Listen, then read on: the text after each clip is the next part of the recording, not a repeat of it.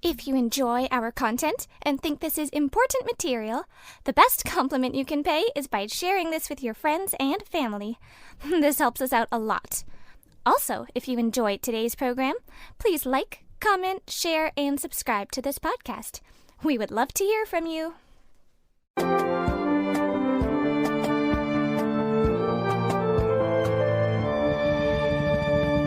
Welcome to the Truth in My Days podcast, where we defend the Word of God against the challenges of men. Hello all. Today, Sonia is interviewing John about the apparent contradiction in the Bible regarding the year of Jesus' birth. Matthew tells us Jesus was born during the reign of Herod the Great, who, we are told, died in 4 BC, while Luke tells us Jesus was born during a census conducted when Quirinius was the governor of Syria, and we are told that this man did not govern until AD 6. Can these assertions be reconciled? It will take several episodes to cover this topic, so if any episode ends with the contradiction still being unresolved, never fear. Tune in to the subsequent episode to find out this challenge addressed in full. If you miss any episodes, you can find them in our podcast. See truthinmydays.com for the location. We hope you enjoy the series. How do our liberal scholars deal with this? Well, as we've seen, that date of 40 BC for the start of Herod's reign is not possible. The date isn't really coming from Josephus, but instead of doing the sort of analysis we're doing, they just keep stating 40 BC so that they can come up with a date of 4 BC for Herod's death. But if we look back at this statement, remember where it says that Herod obtained the kingship for himself when he had Antigonus killed, and this was supposedly in the year 37 BC, the 185th Olympiad, which we showed is not really viable. If we continue that quote, we read that this happened as if a periodical revolution of calamities had returned since that which befell the Jews under Pompey. For the Jews were taken by him on the same day, and this was after 27 years' time. So Josephus here gives us another time indicator that this happened 27 years after Pompey captured Jerusalem, but that happened in the year 63 BC. So this takes us now to 36 BC, not 37 BC. Okay, so once again, it's 3 years after 39 BC, not 40 BC. And then there's more. We have to ask the question of how did Josephus count regnal years? What's a regnal year? This has to do with how the ancients counted a period of a man's reign. They had two different ways to do it, what's called inclusive and what's called factual.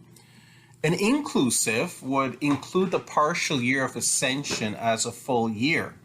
So in other words, if a king took the throne with only 1 month left in that calendar year, it would still be counted as a full year for his reign. The factual method actually counted only full years. Did it account for partial years, like having fractions or anything like that? Generally, no. We do that today, of course. The question is, how did Josephus do it? Because this becomes crucial to see how many years we can attribute to Herod. Now, we read Steinman from Abraham to Paul. He tells us every other reign in this period, including those of the Jewish high priests, are reckoned non-inclusively by Josephus. So in other words, factually.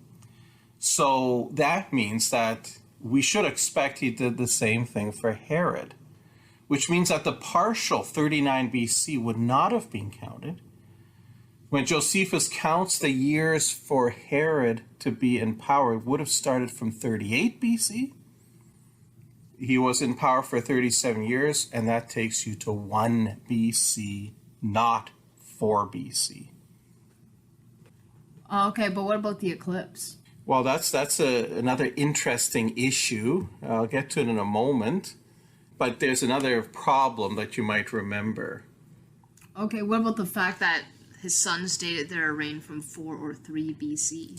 Yes, this would be a problem. As we've added up the data in Josephus, we actually reach a death date of Herod of 1 BC, and yet supposedly his sons dated their reign from 4 or 3 BC. So why did Herod not die then? Well, we read in Josephus Antiquities, this is section 18.4.6.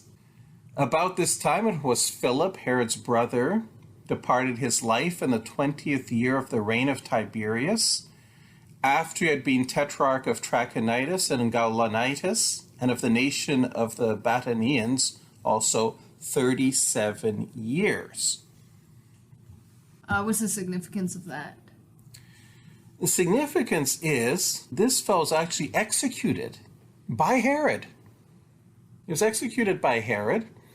And again, we read in Josephus describing this.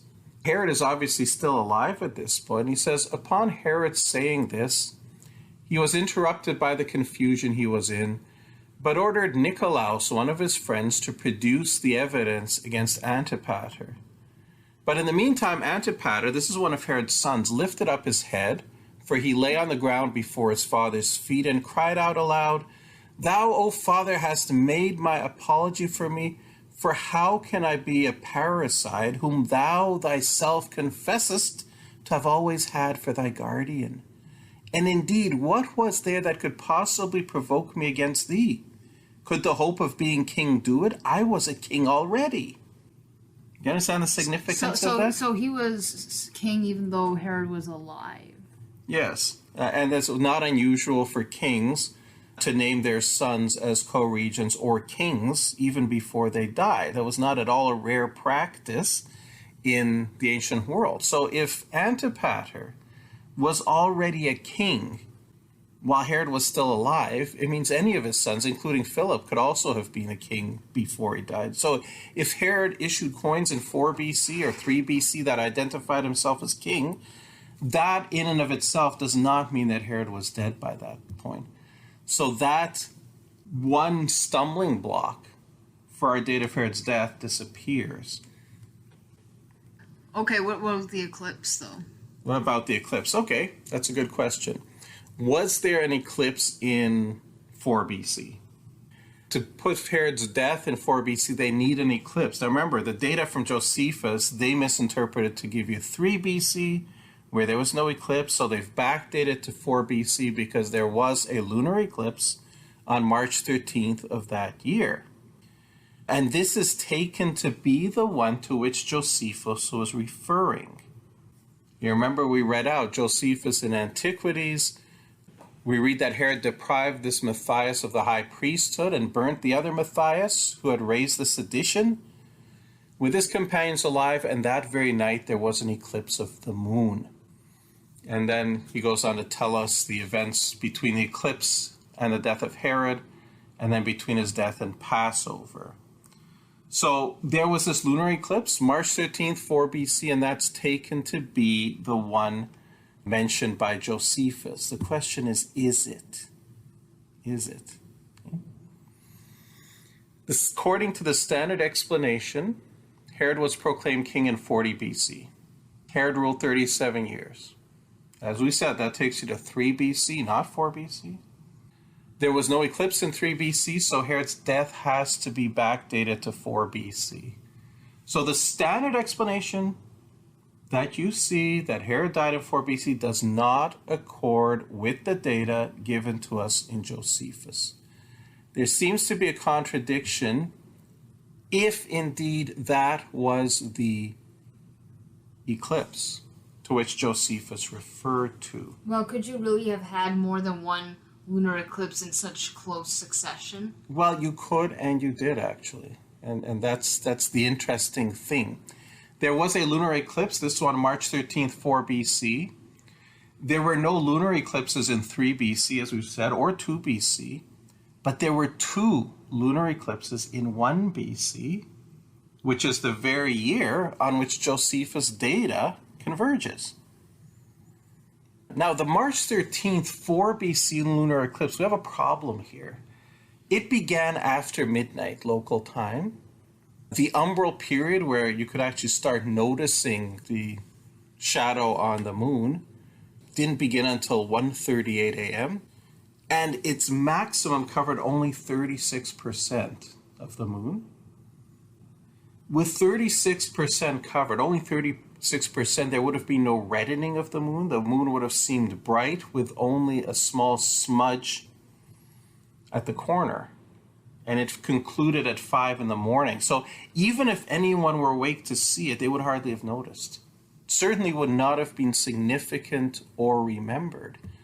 And if that's the case, it becomes very questionable to assume that's the one to which Josephus was referring. If we look at the 2 in 1 BC, however, it's a different story. One happened on January 10th of that year. It lasted from about 11:28 at night to 3:03 in the morning. It was a full eclipse. It was centered over 15 degrees east longitude, which meant it was perfect for viewing from Jerusalem. It was visible for almost an hour around midnight. Its maximum totality, when it's fully eclipsed, was 1:15 a.m. So that one certainly would have been noticed and remembered. There was another one much later in the year, December 29th. This umbral contact was from 3:28 in the afternoon. And at that point, the moon wouldn't really have been visible in the sky yet. And this was 53% eclipsed. So there were two lunar eclipses near 1 BC, both of which were a better candidate to be noticed than the one in 4 BC, which almost certainly would not have been noticed. The January 10th one seems to be the better case, though. Much more visible, much more noticeable. If that's the case, why would anyone assume it was the insignificant one if there are those 2 perfectly good ones in 1 BC? Well, once they have misread Josephus to calculate that Herod died in 3 BC, they're looking for the closest eclipse, and the closest they find is 4 BC.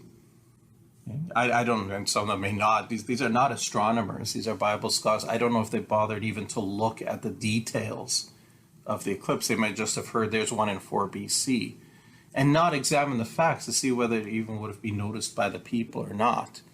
But the fact as we've seen them is no, they would not have been noticed. Although I guess someone must have noticed the 4 BC one for it to have been recorded like that. Thank you, everyone, for listening today.